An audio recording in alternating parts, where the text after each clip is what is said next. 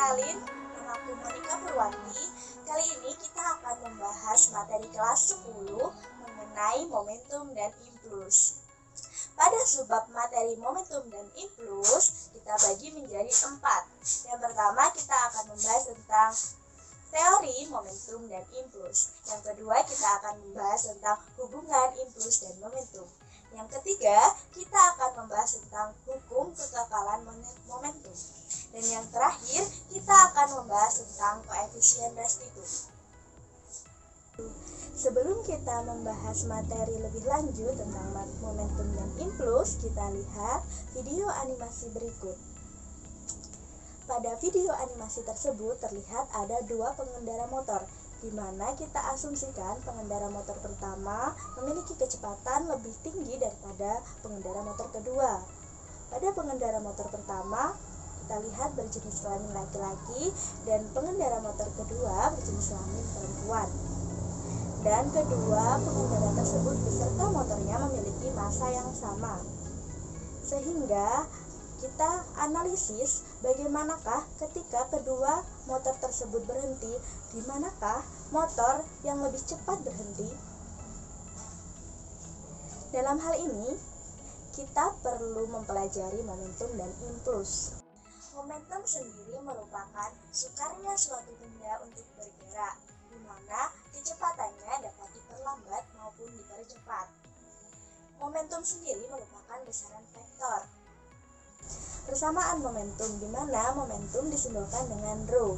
Momentum sendiri bergantung dengan massa dan kecepatan, maka dapat dirumuskan sebagai momentum sama dengan massa dikali dengan kecepatan, di mana momentum satuannya kilogram meter per sekon, lalu untuk massa satuannya adalah kilogram, sedangkan kecepatan satuannya adalah meter per sekon.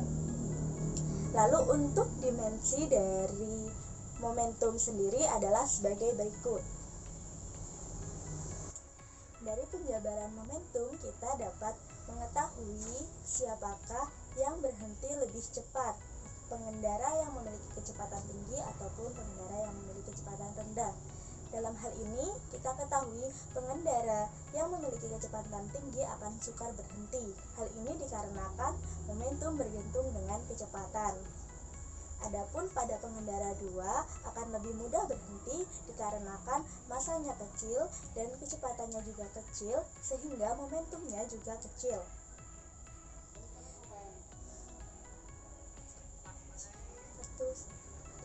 Nah, selanjutnya kita akan bahas tentang materi impuls. Pengertian dari impuls sendiri adalah peristiwa bergeraknya suatu benda pada waktu yang cepat ataupun singkat. Nah, impuls sendiri merupakan besaran vektor. Nah, untuk selanjutnya adalah persamaan impuls. Impuls sendiri dilambangkan dengan I. Dan impuls bergantung pada gaya dan selang waktu, sehingga dapat dirumuskan bahwa I sama dengan F dikali delta T, di mana I merupakan impuls dengan satuan Newton sekon, lalu F merupakan gaya dengan satuan sekon, lalu delta T merupakan selang waktu dengan satuan sekon. Lalu untuk dimensi dari impuls sendiri sebagai berikut. Selanjutnya kita bahas tentang hubungan impuls dan momentum. Sebelum itu, masih ingatkah kalian tentang bunyi hukum 2 Newton? Di mana pada hukum 2 Newton menyatakan bahwa gaya yang bekerja pada satuan benda sama dengan perkalian antara massa dikali dengan percepatan, atau dapat kita tuliskan sebagai sama dengan M dikali A. Dari persamaan tersebut kita dapat substitusikan persamaan ke persamaan impuls, di mana persamaan impuls sendiri merupakan I sama dengan F dikali dengan delta T.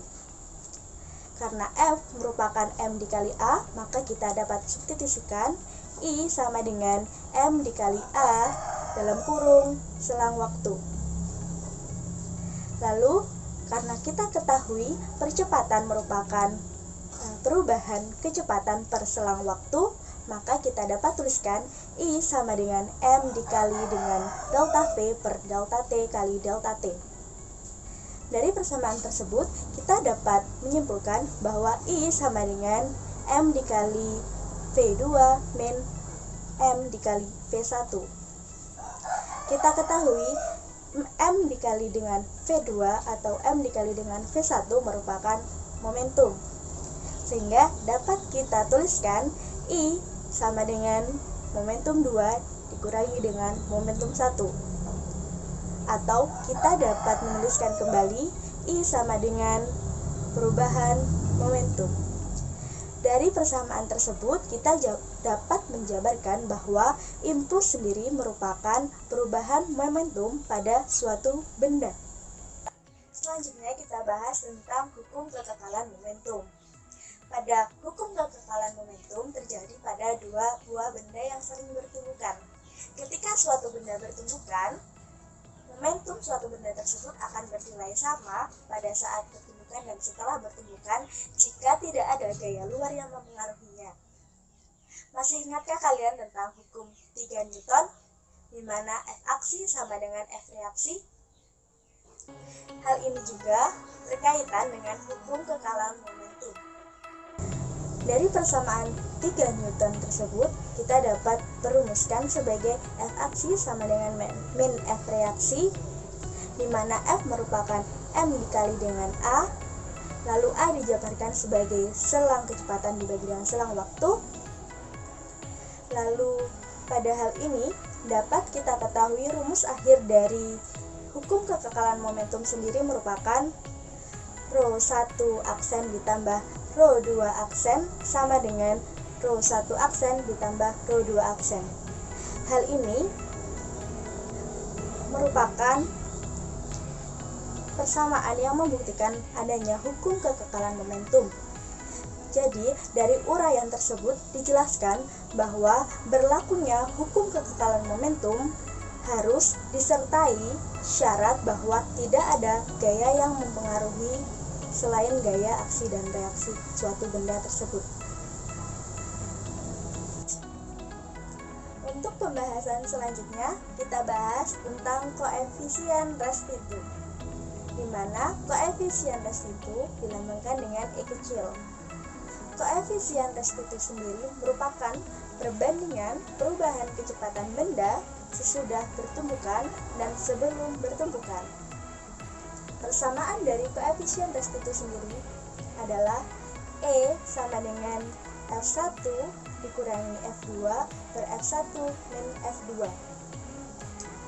Adapun koefisien restitusi menunjukkan kelentingan benda pada saat peristiwa tumbukan, di mana pada bab selanjutnya akan masuk ke peristiwa tumbukan.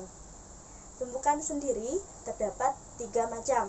Yang pertama ada lenting sempurna, ada tumbukan lenting sebagian, ada tumbukan tidak lenting sempurna.